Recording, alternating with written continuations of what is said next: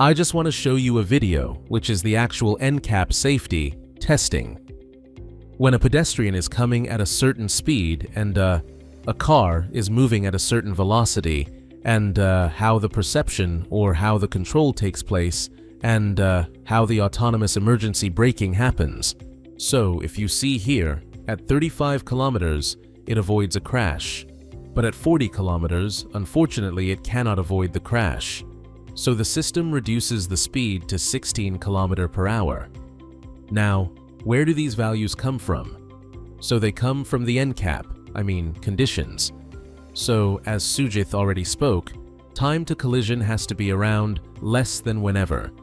Time to collision is less than 2 seconds. You get a forward collision warning, and then when we don't take any action, when the human doesn't take any action, and the time to collision becomes 1.2 seconds, your AEB gets activated. So the car has about 1.2 seconds if it's going in 30, 35 to stop to come to zero. And if it is going at 40, it has to reduce its speed to around 16 km per hour. So this is a real testing. Now, for this real testing, you need a test track. So you have to lease out or hire a test track, or rent a test track. You need your vehicle developed and ready with your software inside it. Not just software, everything inside it. And that is going to take a long time. What if you're able to do this when only your design is ready? You have a CAD model of your new car, you have your system, conditions ready, you have your perception code ready, you have your control code ready, and you want your perception to ace at this NCAP test. What do? You use AV Accelerate, simulate the same condition. In AV Accelerate, use that data to train your perception. Feed that perception trained data into the control algorithm, or feed the control algorithm to the perception. And perception will give you inputs and your control algorithm will ace it. So that is what we also did. So here I want to express you the flow. First, we are taking dynamics from a driving simulator. All of the simulation happens inside AV Accelerate sensor simulation. And I'll show you how I created this environment here. One thing which we have to consider is the distance from the object. I'm taking it as ground truth. So the distance from the pedestrian is already coming to me. That is how I'm able to calculate the time to collision. But in real life, you wouldn't even know how fast or slow that person is moving unless you use different methods like Kalman filter, and your perception calculates it. So that is what I want to show you. I'll show you this output, then I'll show you how my YOLO is detecting, and then you can join the dots. So we activated us.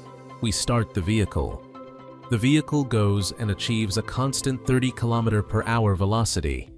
Nobody is there, we are going fine. But a person starts coming, and since the time to collision with that person is about 2.5 seconds, forward collision warning activates. Show you again. Forward collision warning activates. Now we have time to collision to 2.6 seconds.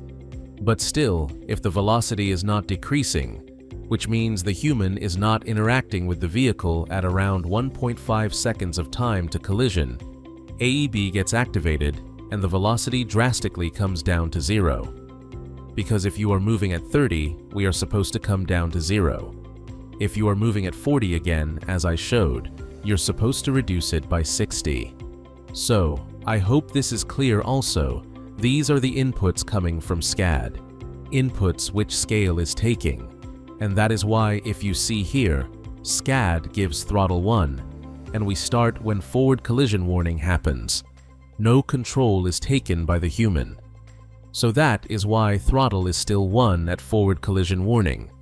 But when AB gets activated, throttle becomes 0 and brake becomes 1 and the human is safe. After this, again the vehicle starts, takes control and goes forward. So the process which is happening over here is driving simulator plus physics-based.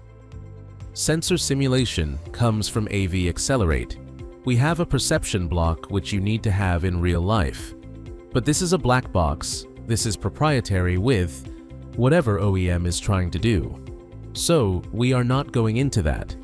But if you want to do that as well, we do that as well. And then there's a motion planning, which is the trajectory which comes from a driving simulator, and the motion control, which is a SCATI, which controls everything using the feedback, and all of this runs in a loop.